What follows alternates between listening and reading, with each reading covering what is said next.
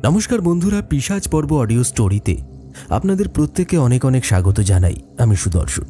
পিশাচ পর্ব অডিও স্টোরিতে বেশি কথা না বাড়িয়ে সরাসরি গল্প শোনানো হয় এবং সবই ভয়ের গল্প।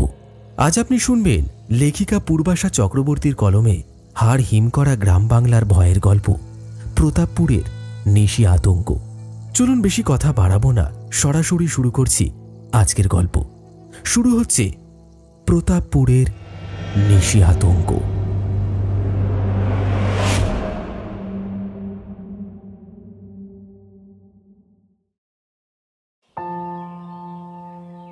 বৈশাখের প্রখর রৌদ্রতাপ পেরিয়ে একটু একটু করে শীতল হচ্ছে বঙ্গ। শহর কলকাতার বাইরে আসতে এক ঝাঁক ঠান্ডা হাওয়া ঘিরে ধরল সৌরভকে। প্রতাপপুর গ্রামটার কথা এতদিন শুধু গল্পেই শুনেছে সে। বাড়ির সবাই বলতো এই গ্রাম নাকি ছবির মতো। শহুরে কংক্রিটের মাঝে থাকতে থাকতে রীতিমতো হাঁপিয়ে উঠছিল সৌরভ। তাই বাড়ির সবাই যখন বাড়ি কেনার প্রস্তাবে হ্যাঁ করেছিল, তখন মনের মধ্যে অদ্ভুত একটা উত্তেজনা কাজ করেছিল সৌরভের। কলকাতায় সৌরভদের বিরাট বাড়ি, কিন্তু বাবার কাজের সূত্রে প্রতাপপুর আসা। আপাতত 1 বছর এখানেই থাকতে হবে। গ্রামের পুরনো জমিদার বাড়িটা 1 বছরের জন্য কিনে নিয়েছে ওরা। এখানে এরকমটাই হয়, যার যতদিন দরকার সেরকম টাকা দিয়ে বাড়ি কিনে নেয়। অতএব নতুন পরিবেশে খারাপ লাগছে না সৌরভের, বরং ভালো লাগছে তার। সৌরভ কলেজ পড়ুয়া, কলকাতার নামী কলেজের ছাত্র। সৌরভের বাবার সঙ্গে কলেজের কমিটির আলাপ আছে, আর তাই 1 বছরের জন্য করেসপন্ডিং বেছে নেওয়া অসুবিধার কিছুই হয়নি। শহরের বাইরে আসতেই একটা মন খারাপ উঁকি দিতে লাগলো সৌরভের মনে। পুরনো শহর মানুষজনকে ছেড়ে একটা নতুন জীবনযাপন, আস্তে আস্তে অভ্যস্ত হতে হবে তাকে। সৌরভ এখানে একা আসেনি, বাবা মা আর স্কুলে পড়া বোনও এসেছে সঙ্গে। সৌরভদের সাজানো পরিবার, সবাই সারাদিন নিজের কাজেই ব্যস্ত থাকে, আর রাতে ডাইনিং টেবিলে একটা গোল টেবিল বৈঠক বসত। এখানে কিছুটা পার্থক্য হবে। সৌরভ পড়াশোনা করবে ল্যাপটপ থেকে, বোনের স্কুল হবে ধারের কাছে, মাও অফিস যাবে না, ওয়ার্ক ফ্রম হোম তার।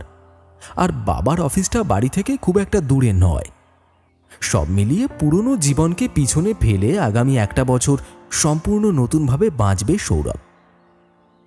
আসার পথে গাড়ি থেকে এক জায়গায় নেমেছিল।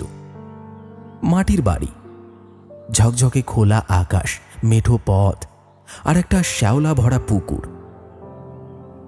গ্রামের মানুষজন বললেন পুকুরটা নাকি পরিত্যক্ত। এরকম পুকুর আর মাটির বাড়ি এর আগে দেখেনি সৌরভ। নতুন পরিবেশটা খুব একটা খারাপ লাগছিল না ওর। গাড়ি থেকে নেমে বোনকে সৌরভ বলল,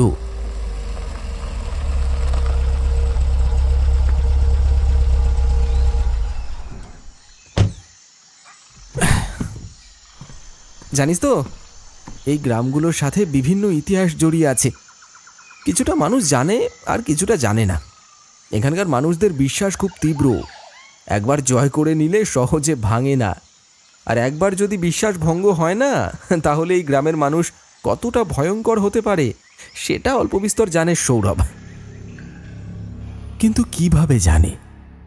এর আগে কখনো গ্রাম ঘেঁষা হয়নি সে। গ্রামে থাকা কোনো বন্ধু বান্ধবের সঙ্গেও আলাপ পরিচিতি নেই তার। তবুও সৌরভ অনেক কিছুই জানে, কিন্তু কিভাবে? সেই প্রশ্নটাই তার মনের মধ্যে অস্বস্তির কারণ হলো। আরও একটা অস্বস্তির কারণ আছে বইকি। সৌরভের মনে হতে লাগলো এই গ্রামের কয়েকটা জায়গা ওর ভীষণ চেনা। এটা আমাদের অনেকের সাথেই হয়। অনেক জায়গাকে চেনা লাগে, অনেক মানুষকে চেনা লাগে, আবার অনেক দৃশ্য মনে হয় আগেই ঘটে গেছে, এরপরে কি হবে সেটাও জানা। বিজ্ঞানের ভাষায় এই কনসেপ্টটাকে নিয়ে বিস্তর ঘাঁটাঘাঁটি করেছে সৌরভ। টুকটাক জানে, তাই অস্বস্তি হলেও সেই অস্বস্তিকে খুব একটা আমল দিল না সে। ধীরে ধীরে সৌরভের গাড়ি গিয়ে পৌঁছল বিরাট জমিদার বাড়ির দালানে। গাড়ি থেকে নেমে সৌরভ এবং তার বোন ঈশিতা অবাক হয়ে চেয়ে রইল। এক গালে হাত রেখে ঈশিতা বলল, বাবা, দাদা দেখেছিস যতই আমরা কলকাতায় থাকি, এত বড় বাড়ি কিন্তু এর আগে দেখিনি। সাথে কতটা জমি, দালান, বাগান, এইসবের তো হিস্টোরিক্যাল ভ্যালু আছে বল। সংরক্ষণ হওয়ার দরকার আছে। আর সংরক্ষণ? আজ আমরা থাকতে এসেছি, কাল চলে যাব, তারপর দেখবি এই বাড়ি বিরাট একটা ফ্ল্যাট হয়ে গেছে। কিছুই তো থাকছে না, সবই ভেঙে চুরে মানুষ নিজের স্বার্থ সিদ্ধি করে নিচ্ছে। ভাই বোনের মুখটা বেজার হয়ে গেল। দুজনেই ইতিহাস ভারী ভালোবাসে। প্রতাপপুরের জমিদার বাড়িতে থাকতে পারবে শুনে মন থেকে খুশি হয়েছিল দুজনেই। একটা অদ্ভুত এক্সাইটমেন্ট বুকের মধ্যে দোলাচাল করতে শুরু করেছিল। বেলা পড়ে আসছে। লাগেজ নিয়ে যে যার ঘরে পৌঁছে গেল।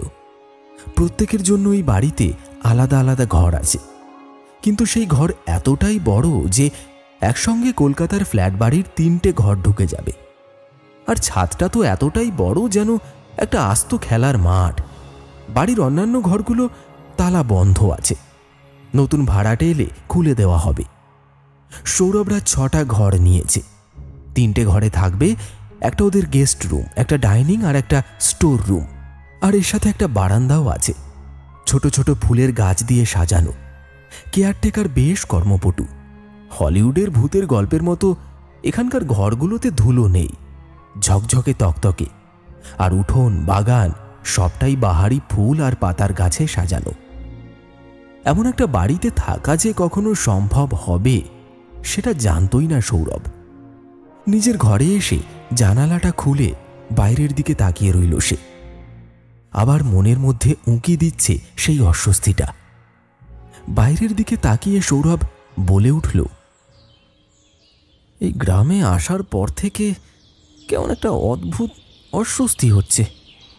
কাউকে বলতেও পারছি না, আবার আবার ভিতর থেকে কেউ যেন হাতুড়ি পেটাচ্ছে। জায়গা বদল বলে এরকম হচ্ছে কি, নাকি অন্য কোনো কারণ? উল্টোপাল্টা কিছু ভাবতে চায় না সৌরভ। যেটুকু চাওয়া, এখানে ভালোভাবে থাকতে হবে। কিছুই এমন করা চলবে না যেটাতে সবার সমস্যা হয়। দেখতে দেখতে বিকেল গড়িয়ে সন্ধ্যা নামল। এটা শহর নয়, তাই সন্ধ্যা হতেই অন্ধকার হতে লাগলো চারিদিক।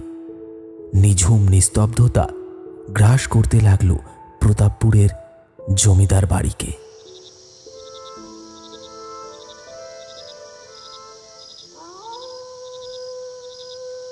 এমন সময় একটা বিকট আওয়াজ, কেউ যেন কান্নার রোল তুলেছে। আওয়াজটা আসছে নিচের দালান থেকে। আসলে একজন নয়, মোটামুটি 4-5 জনের গলার আওয়াজ। চোখটা একটু লেগে এসেছিল সৌরভে। অনেকটা জার্নি হয়েছে বলে ক্লান্তি আঁকড়ে ধরেছিল তাকে। কিন্তু এমন আওয়াজে রীতিমতো ভয় পেয়ে ছুটতে ছুটতে চলে এলো দালানে। তবে সৌরভের আগেই সেখানে পৌঁছে গেছে তার বাবা, মা আর বোন। যিনি চিৎকার করে কাঁদছিলেন তিনি হলেন এ বাড়ির কেয়ারটেকার কাজল বাবু। সৌরভ দেখল বাবা বলছেন, আরে আরে কি হয়েছে কাজল বাবু, এত রাত্রে আপনি এখানে? আপনাকে দেখে তো ঠিক মনে হচ্ছে না। কি হয়েছে আমাদেরকে বলতে পারেন, আমি যথাসাধ্য চেষ্টা করব। সৌরভের বাবা এখানে এসেছেন পুলিশের চাকরির ট্রান্সফার নিয়ে। প্রতাপপুরের থানার অফিসার হয়ে এসেছেন তিনি। প্রতাপপুর গ্রামটা একেবারে নির্ঝঞ্ঝাট একটা গ্রাম। পুরনো কোনো ক্রিমিনাল রেকর্ড নেই, সব মানুষ মিলেমিশে থাকেন। অথচ ওনারা আসার দিনই সন্ধ্যায় কি এমন হলো যার জন্য কাজলবাবু এভাবে ভেঙে পড়েছেন? অবাক হলেন সৌরভের বাবা।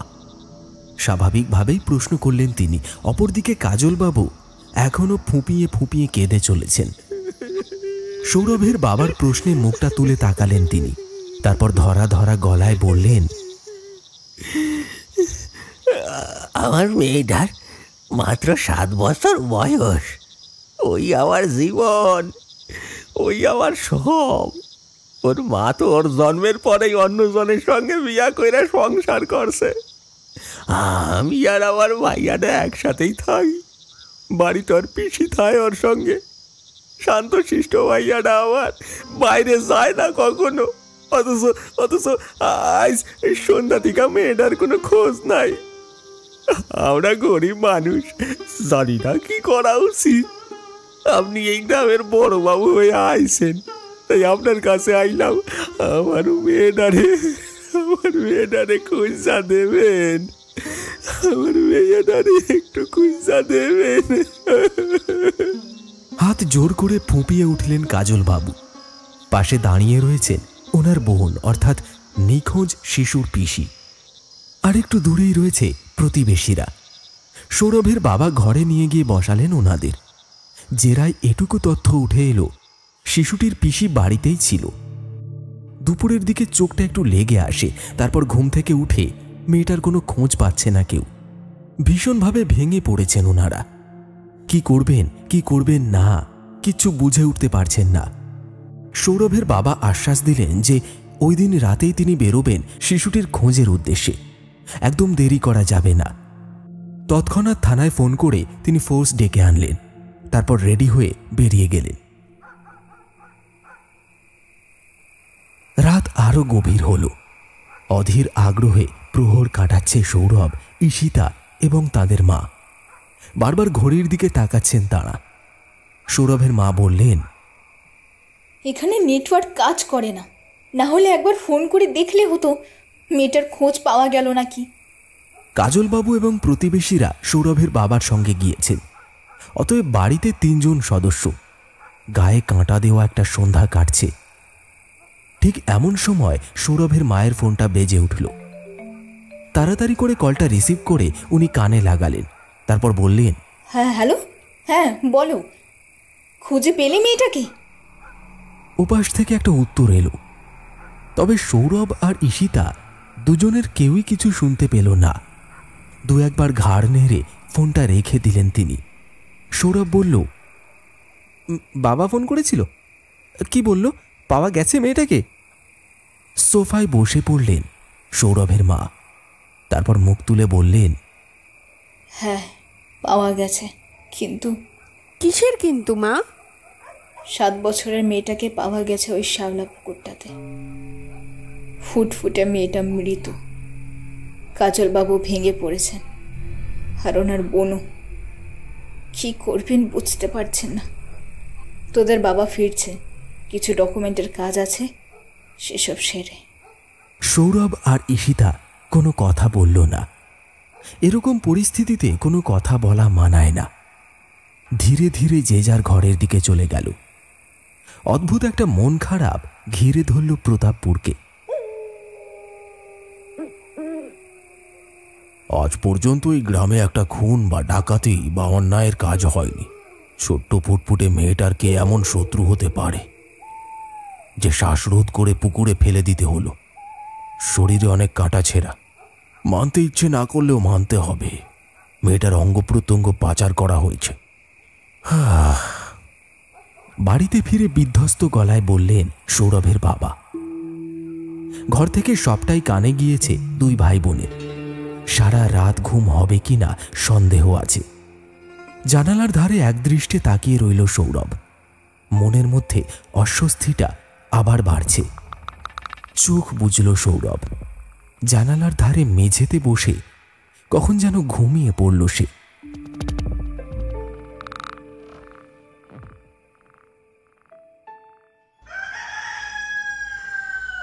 সকাল হয়েছে। কাজলবাবুদের বাড়ি গ্রামের মানুষজন ভিড় করে আছে। কারোর সান্ত্বনা দেওয়ার কোনো ভাষা নেই। এদিকে তদন্তও শুরু হয়ে গেছে, কিন্তু কোনো ক্লু নেই, শত্রুর কোনো হদিশ নেই। সারাটা দিন যেমন তেমন ভাবে কাটল। বিধ্বস্ত একটা দিন কাটতেই ধীরে ধীরে আবার সন্ধে নামল। তারপর আবার সেই অন্ধকার, আবার সেই গতকালকের ভীতি। জানলার একটা পাল্লা বন্ধ করতে যাবে সৌরভ, ঠিক এমন সময় দেখল বাবা ছুটতে ছুটতে গাড়িতে উঠছে। গতকালকের স্মৃতিটা এখনো মোছেনি। আবার কি হলো? ঘর ছেড়ে বেরিয়ে এলো সৌরভ। মায়ের কাছে ছুটে গেল, গিয়ে বলল, এই সন্ধেবেলায় বাবা আবার বেরোলো, কি হয়েছে মা? থমথমে মুখে বসে আছেন সৌরভের মা। তিনি বললেন, আবার একটা শিশু নিখোঁজ। গ্রামের মোড়লের ছোট ছেলে, 10-12 বছর বয়স। গলার কাজটা বুঝে আসছে সৌরভের। একটা ঘটনার রেশ এতটাই গভীর ছিল যে গোটা একটা দিন ঘরবন্দি হয়েছিল সে। আবার একটা নিখোঁজ, গলার কাছে যন্ত্রণাটা দলা পাকিয়ে যাচ্ছে। হয়তো পরিণতিটাও সবাই জানে, তাও সবাই অপেক্ষা করছে কিছু ভালো খবর আসবে, শিশুটিকে খুঁজে পাওয়া যাবে। ধীরে ধীরে রাত বাড়ল। বাড়ি ফিরলেন সৌরভের বাবা। ঠিক একই রকম ঘটনা, শ্বাসরোধ করে শিশুটির মৃতদেহ পাওয়া গেছে গ্রামের একটা পুকুরে। সারা গায়ে কাঁটা ছেঁড়ার দাগ, অঙ্গ প্রত্যঙ্গ কেটে পাচার করা হয়েছে। একটা ভয়ঙ্কর চক্র চলছে এই গ্রামে, আর সেটা শুরু হয়েছে আমি আসার পরেই। এর শেষটা আমি দেখেই ছাড়ব। গভীর রাতে বাড়ি ফিরে গম্ভীর গলায় বললেন সৌরভের বাবা। ঘরে বসে সবটাই শুনল সৌরভ। ক্ষমতা নেই বাবার সামনে গিয়ে কিছু বলবে। তবে কালকে আর বাড়িতে বসে থাকবে না সে, বাইরে বেরোবে। কোনো না কোনোভাবে গ্রামের মুখোমুখি তাকে হতেই হবে। পূব আকাশে সূর্যোদয় হয়েছে। বিছানা ছেড়ে উঠে ব্রেকফাস্ট সেরে নিল সৌরভ। ভেবেছিল গ্রামে এসে সম্পূর্ণ নতুন একটা জীবনযাত্রা শুরু করবে। তার বদলে দিনের পর দিন একটা বিভৎসতা তাকে ঘিরে ধরছে। বাড়ির কারোর মুখেই তেমন কোনো কথা নেই। স্তব্ধ হয়ে রয়েছে গোটা প্রতাপপুর। দিন চলছে নিজের ছন্দে। যন্ত্রণার কাঁটা তার বুকে নিয়ে ঘর থেকে বেরিয়ে গেল সৌরভ। মা জিজ্ঞেস করেছিলেন সৌরভ কোথায় যাচ্ছে, কিন্তু ভালো লাগছে না বলে সবটাই এড়িয়ে গ্রামের মেঠো পথ ধরে হাঁটতে লাগলো সে। হাঁটতে হাঁটতে অনেকটা দূর চলে এলো সৌরভ। এই জায়গাটা বড্ড বেশি নির্জন। একটা লাল রঙের বাড়ি আছে। বাড়িটাকে ঘিরে পোঁতা রয়েছে অনেকগুলো বড় বড় ত্রিশূল। লাল রঙের আবির লাগানো তান্ত্রিকরা গ্রামের এই প্রান্তে বসবাস করে। একটু ভয় হলো সৌরভের। এটা কোথায় এসে পড়ল সে? আগে এগোনো উচিত নাকি উচিত নয়? তবুও মন যেন বলছে লাল বাড়িটার ভিতরে কিছু একটা চলছে। মন বলছে সৌরভ যেন ওখানে একটিবারের জন্য যায়। ধীরে ধীরে কোনো একটা অদৃশ্য শক্তি তাকে টানতে লাগলো। লাল বাড়িটার খুব কাছে পৌঁছে গেল সৌরভ। ভিতর থেকে অনেক মানুষের কথা বলার শব্দ আসছে। বেশ বোঝা যায় জনা 20-30 জন তো হবেই। পা টিপে টিপে জানালার কোনায় এলো সৌরভ। চোখ বাড়িয়ে দিল জানালার ওপারে, আর যেটা দেখল সেটা বিদ্যুতের শক দিল সৌরভের হৃদয়। সৌরভ দেখল ঠিক ওরই মতো দেখতে একজন। পরনে লাল চেলির কাপড়, কপালে লম্বা সিঁদুরের টিপ, গায়ের রং, উচ্চতা সবটাই ওর মতন, কোনো তফাৎ নেই। একেবারে যেন হুবহু সৌরভ। ঘরের মধ্যে এক একজন পুরুষের কপালে সিঁদুরের টিপ পড়াচ্ছে, আর তাদের মধ্যে একজনকে সৌরভ চেনে। তিনি কাজল বাবু, ওদের বাড়ির কেয়ারটেকার। তবে এখানেই শেষ নয়। সৌরভের যমজ ছেলেটি যেন এবার হাত নেড়ে সবাইকে কি বলছে। অনেক কষ্টে কান পাতল সৌরভ।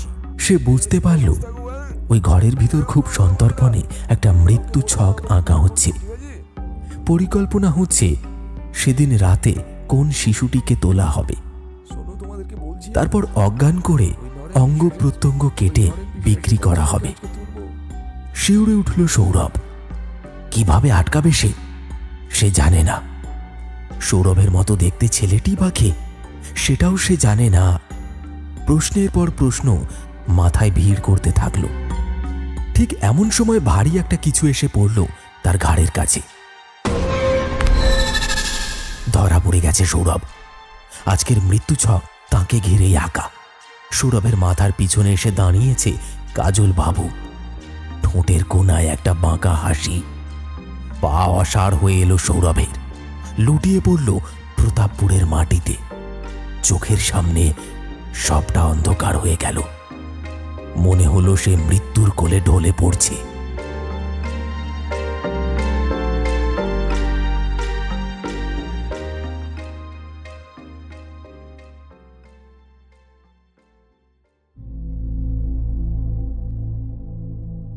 মাঝে যে একটা গোটা দিন পেরিয়ে গেছে কে বলবে।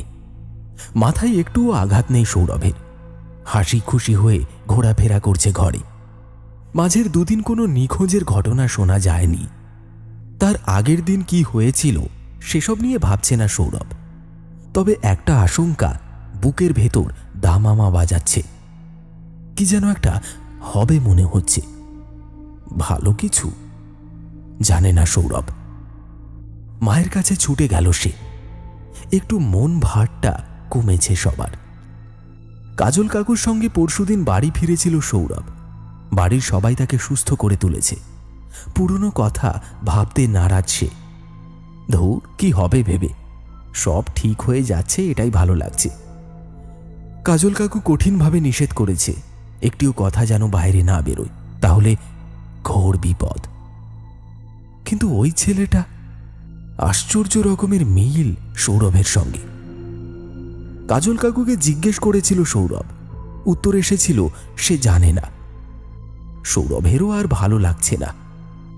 হতেই পারে তার সঙ্গে মিল রয়েছে ছেলেটার।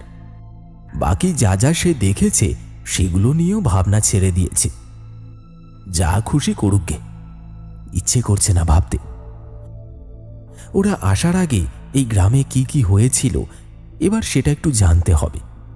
আপাতত শিশু নিখোঁজের ঘটনাটা থেমেছে, একটু হলেও ভয় পেয়েছে বোধহয়। কয়েকদিন ধামাচাপা থাকার পর আবার শুরু হতে পারে। কাজল কাকুর সঙ্গে ওদের সম্পর্কটা কি? কেন সেদিন ওভাবে আঘাত করেছিল কাজল কাকু? প্রশ্ন প্রশ্ন, অনেক প্রশ্ন। একে একে সবগুলো উত্তর খুঁজতে হবে একা সৌরভকে। নিজের ঘরে ফিরে এলো সৌরভ। ঠান্ডা মাথায় ভাবতে হবে কি কি ঘটেছে পরপর। আজ থেকে 5 দিন আগে প্রতাপপুরে পা রেখেছিল সৌরভ এবং তার পরিবার। সেদিন রাতে খুন হয় বাড়ির কেয়ারটেকার কাজল বাবুর একরত্তি মেয়ে। তার পরের দিন সন্ধ্যায় খুন হয় এই গ্রামের আরও একটি শিশু। পর পর দুটো খুনের ঘটনা। শুধু খুন নয়, অপহূত শিশুগুলির অঙ্গ প্রত্যঙ্গ কেটে সেগুলো পাচার করা হয়েছে। নোংরা জঘন্য অপরাধ। প্রেস মিডিয়ায় ছড়িয়ে পড়েছে প্রতাপপুরের ঘটনা। সৌরভের বাবাসহ বিরাট অফিসারদের টিম একযোগে তদন্ত চালাচ্ছে খুনিদের ধরার জন্য। কিন্তু খুনিরা এখনো চোখে ধুলো দিয়ে যাচ্ছে। তবু দিন রাত এক করে চলছে তুমুল তদন্ত। এর মধ্যে আরও একটা কাজ করেছে সৌরভ। ঠিক 3 নম্বর দিনের মাথায় গ্রামের তান্ত্রিক আবাসের খোঁজ পেয়েছে। সেখানে কি শুধু সাধনাই চলে নাকি আরও অন্য কিছু? ঘরের মধ্যে কাদের মৃত্যু ছক আঁকা হচ্ছিল? সৌরভের মতো দেখতে আরও একটা ছেলে এই গ্রামে আছে, সেটা কি সবাই জানে? যদি জানাই হতো তাহলে সৌরভ এই গ্রামে আসতে কেউ একটি বারের জন্য বলল না কেন? আশ্চর্য, কাজল কাকুর সঙ্গেই বা তান্ত্রিক যোগ কতটা গভীর? সেদিন আঘাত করার কারণ কি ছিল? এই প্রশ্নগুলোর সঙ্গে সৌরভের মনে আরও একটা প্রশ্ন উঁকি দিচ্ছে, আর সেটা হলো সৌরভরা আসার আগে এই গ্রামে সত্যি কি কোনো অস্বাভাবিক ঘটনা ঘটেনি? মনে হচ্ছে এই ঘটনার বীজ অনেক গভীরে, আগেও ঘটেছে এমন কোনো ঘটনা। সৌরভের আন্দাজ যদি ঠিক হয় তাহলে তার প্রমাণ জোগাড় করতে হবে। জানতে হবে ঝাঁ চকচকে ক্রিমিনাল রেকর্ড থাকা প্রতাপপুর গ্রামে অপরাধের জল কতটা দূর অবধি গড়িয়েছে। সবার সামনে হাসি খুশি মুখ করেছিল সৌরভ, কিন্তু মনের মধ্যে প্রশ্নের কাটাকুটি চলতেই লাগলো। আজ আর বেরোবে না সে। অনেক কিছু ভাবতে হবে ঘরে বসে। দুপুরটা নিজের ঘরে একাই কাটাবে সৌরভ। ধীরে ধীরে বেলা গড়াতে লাগলো। বাড়ির সবাই নিজে নিজের কাজে ব্যস্ত হয়ে গেল। নিজের ঘরে ফিরে এলো সৌরভ। এই জানালাটা বাগানের দিকে মুখ করে। ওখানেই চেয়ারে বসল সৌরভ। আনমনে একটা একটা করে ঘটনা সাজাতে লাগলো আবার। হাতের পেনটা চলছিল, ডায়েরিতে অনেক কিছু নোট করছিল। এমন সময় জানলার বাইরে বাগানে শুকনো পাতায় খসখস শব্দ হলো। ঠিক যেন কেউ হেঁটে যাচ্ছে। মাথাটা ঝুঁকিয়ে বাইরের দিকে তাকালো সৌরভ। অদ্ভুত একটা জিনিস দেখে বুকের ভেতরটা কেমন যেন শিউরে উঠল। এই ঘরটার জানালার দিকে মুখ করে দাঁড়িয়ে আছেন একজন বৃদ্ধ মহিলা। যেন কিছু বলতে চান, যেন ওনার অনেক কিছু বলার আছে। কি মনে হতেই দ্রুত পায়ে বাগানে ছুটে গেল সৌরভ। তারপর হাত জোড় করে বুড়ির সামনে দাঁড়ালো, বলল, নমস্কার, আমি এই গ্রামে নতুন। আসার পর থেকে অদ্ভুত সব কাণ্ড ঘটছে।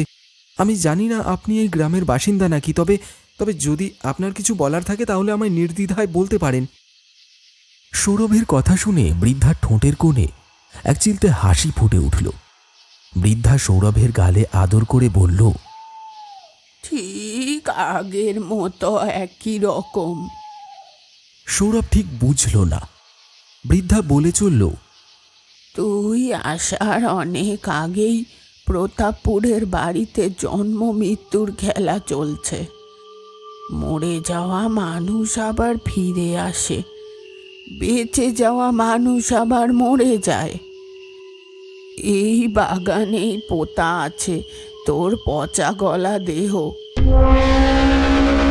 মাটি খুঁড়ে ওকে মুক্তি দে, গোটা গ্রাম নয়তো অভিশপ্ত হয়ে যাবে। বৃদ্ধার চোখের তলাটা কেমন যেন কুঁচকে যাচ্ছে। দুই চোখের মনে যেন গভীর উপত্যকা। মাথার চুলগুলো একে একে খসে পড়তে লাগলো। গায়ের চামড়ার সাপের খোলসের মতো ভেঙে চুরে বেরিয়ে এলো একটা অর্ধমৃত দেহ। সেই দেহটা দাঁড়িয়ে রয়েছে সৌরভের সামনে, যে দেহের অর্ধেকটা কঙ্কাল আর অর্ধেকটা মানুষ। তবে ঠোঁটের কোণে এক চিলতে হাসি, সেটা রয়েই গেছে। সৌরভের আর নড়াচড়া করার ক্ষমতা নেই। দুই পা আটকে গেছে ভূমির সাথে। অসম্ভব সাহসী ছেলেটা সেখানেই দাঁড়িয়ে রইল। দু চোখ দিয়ে জল ঝরে পড়ছে, হাত পা কাঁপছে। শক্তি হারিয়ে দু চোখের সামনে তার অন্ধকার নেমে এলো।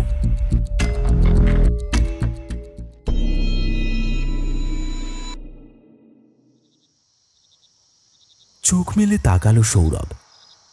চারিদিকটা অন্ধকারে ছেয়ে গেছে, ঘন রাত মনে হয়। সৌরভ জানে না ঠিক একটু আগে কি ঘটে গেছে। সৌরভ এটাও জানে না সে জীবিত নাকি মৃত। ওর মতো দেখতে সেই ছেলেটা কে? ওর মতো দেখতে আরও একজন মানুষ এই গ্রামে মৃত হলো কিভাবে? সৌরভ কি জাতিস্বর? অসম্ভব কাঁপুনি ধরছে গায়ে। বাগানের মাঝে একাকী বসে আছে সৌরভ। হঠাৎ কানে এলো একটা অদ্ভুত গঙ্গানির মতো কান্না, ছোট ছোট শিশুদের কান্না। বাগানের চারিদিকে যেন ছেয়ে রয়েছে মৃত শিশুদের দল। হাত দিয়ে কান চাপা দিল সৌরভ। না, বিভৎস কান্নায় সারা গা শিউরে ওঠে। বাগানটাকে মৃতদের স্তূপ বলে মনে হলো সৌরভের। গাটা গুলিয়ে উঠল। ইচ্ছে করলো সেখান থেকে ছুটে বেরিয়ে যায়, কিন্তু সেটাও হলো না। আরো অনেক কিছু দেখার বাকি আছে সৌরভের। একে একেই বদলে গেল বাগানের ছবি। ওই তো দূরে দুটো বাচ্চা হাত ধরে খেলা করছে। দুজনের চোখ দুটো জল করছে। শরীরের নানান জায়গায় ক্ষত বিক্ষত। কে যেন ওদের শরীর থেকে অঙ্গ প্রত্যঙ্গ বার করে নিয়েছে।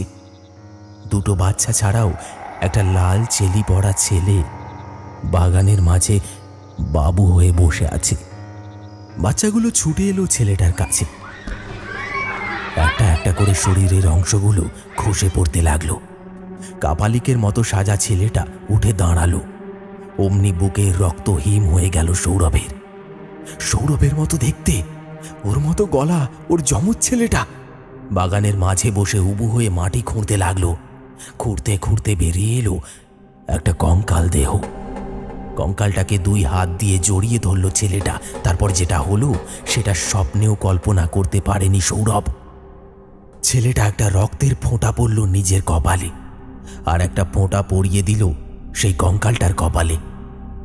তারপর আস্তে আস্তে রক্ত মাংসের দেহটা ধীরে ধীরে মিলিয়ে গেল কঙ্কালের মধ্যে। শিশুদের হাসি আর কান্না শোনা যাচ্ছে এখন। কবরের পাশে হাত ধরাধরি করে ঘুরছে প্রতাপপুরের নিখোঁজ 2 শিশু। এবার ওরাও বাগানের নির্দিষ্ট একটা জায়গায় হাঁটতে হাঁটতে চলে গেল। তারপর শুয়ে পড়ল মাটির উপর। ধীরে ধীরে দেহগুলি মিলিয়ে গেল জমিদার বাড়ির বাগানে, মাটির স্তূপে আর ভূমিতলে। সৌরভ জানে না এরপর কি করবে, কোথায় যাবে, কি বলবে। গোটা গা তখনও তার থরথর করে কাঁপছে। চোখ ফেটে জল বেরিয়ে আসছে। গায়ে শক্তি নেই, মনে বল নেই, মস্তিষ্ক কাজ করছে না। অন্ধকার আরো গাঢ় হলো। এমন সময় সৌরভের মনে হলো বাড়ির সবাই ওর জন্য চিন্তা করতে পারে। এবার ওকে বাড়ি ফিরে যেতে হবে। ও কি দেখেছে তা হয়তো কেউ জানে না, তবে ওকে জানতে হবে সবাইকে। আর এই ঘটনা কোনো নিছক ঘটনা নয়। যেমন করে হোক বাড়ি ফিরে সবাইকে বলতে হবে বাগানটা খুঁড়ে কাপালিক ছেলেটার মৃতদেহ বের করে আনতে। তারপর যা হবে তা হবে।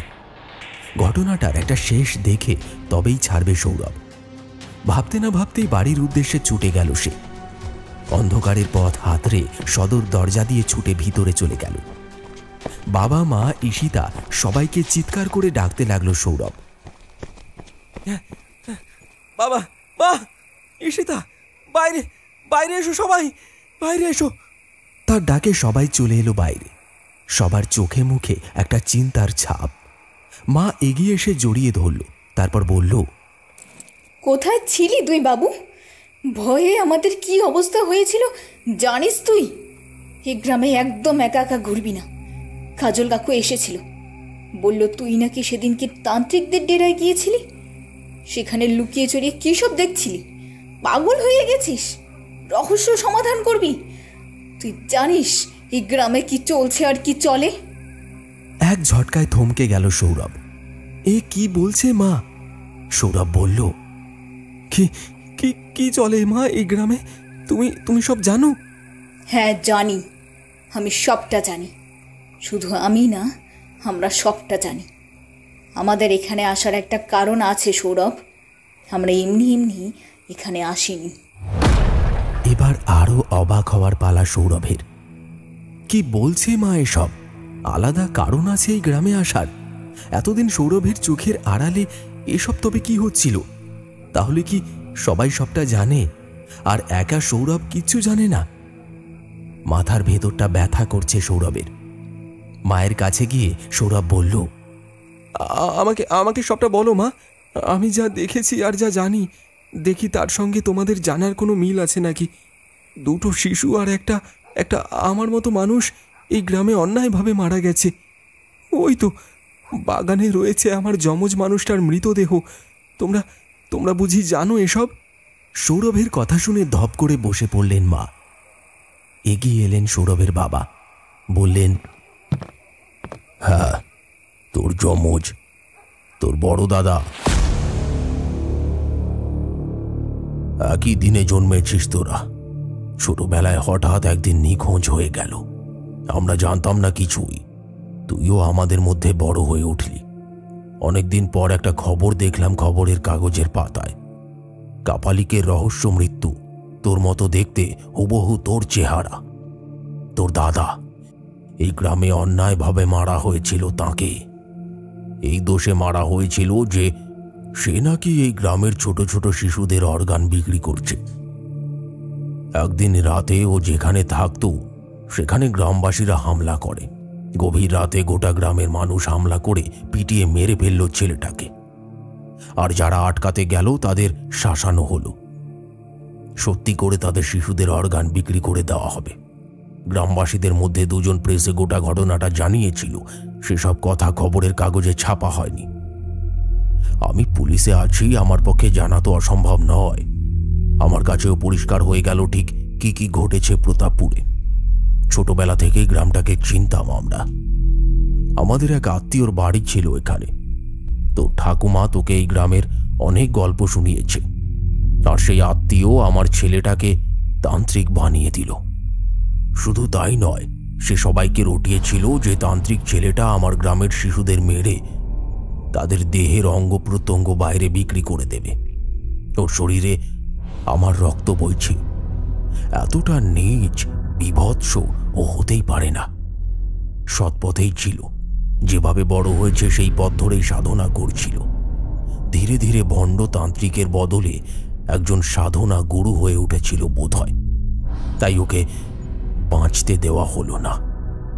যাই হোক, খবরের কাগজে ঘটনাটা জেনে কি করে আমি কলকাতায় বসে থাকি বল? তাই ছুটে চলে এলাম প্রতাপপুরে। এখানে এসে সেই দুজন মানুষের সঙ্গে একান্তে কথা বললাম, ঠিক করে জানতে পারলাম সেদিন কি হয়েছিল। তারপর একটা প্ল্যান বানালাম, মিথ্যে রটানোর প্ল্যান। তুই ভয় পাস না, ওই দুইজন শিশুর কিচ্ছু হয়নি, ওরা ভালো আছে। শুধু একটা টোপ ফেলা হয়েছিল গ্রামে। আমার সঙ্গ দিয়েছিলেন কাজল বাবু আর গ্রামের বৃদ্ধ মোড়ল মশাই। আমার ছেলেটাকে ওনারা বাঁচাতে চেয়েছিলেন, কিন্তু পারেননি, আর তাই আমার সঙ্গ দিলেন।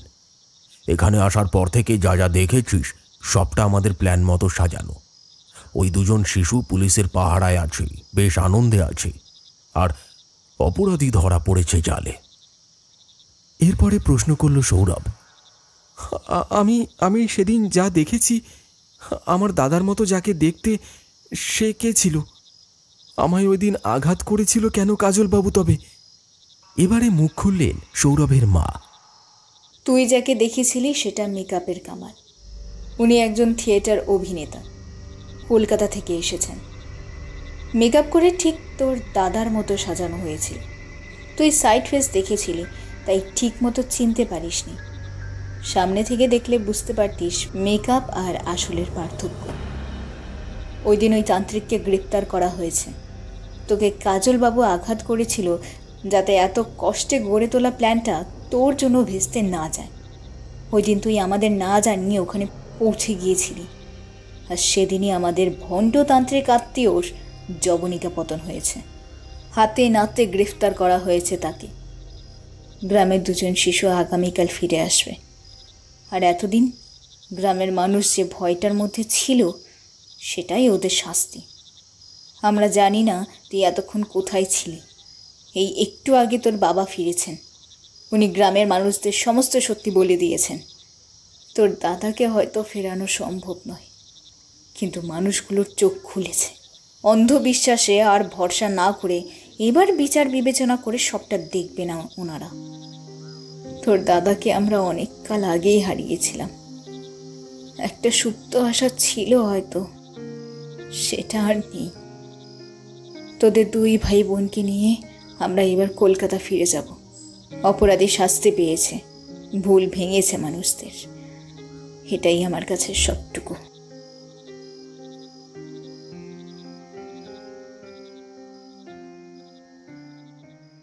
এই গ্রামে আর একদিন থাকবে সৌরভরা। সবটা জানার পর, শিশুরা ভালো আছে জানার পর অনেকটা স্বস্তি পেয়েছে সৌরভ। অনেকগুলো প্রশ্নের উত্তর পরিষ্কার হয়ে গেছে। শুধু একটা জিনিস যার উত্তর পেল না সে। ভর দুপুরে সৌরভের জানালার কাছে ওই বৃদ্ধা কে ছিলেন? সন্ধ্যায় নিজের দাদাকে জমিদার বাড়ির বাগানে সে দেখল কেন? সারা দিনটা খুব ক্লান্তি গেছে। বিছানায় গা ঠেকাতে দু চোখ বুজে এলো ঘুমে। ঘুমিয়ে ঘুমিয়ে আবার সেই বাগানে ফিরে গেল সৌরভ, যে বাগানে একটু আগেই ছিল সৌরভের দাদা। দেখল বৃদ্ধা সৌরভের দাদার মাথার কাছে বসে আছে। কবর থেকে উঠে বৃদ্ধার দিকে হাত বাড়ালো সৌরভের দাদা। তারপর মিলিয়ে গেলেন দুজনেই।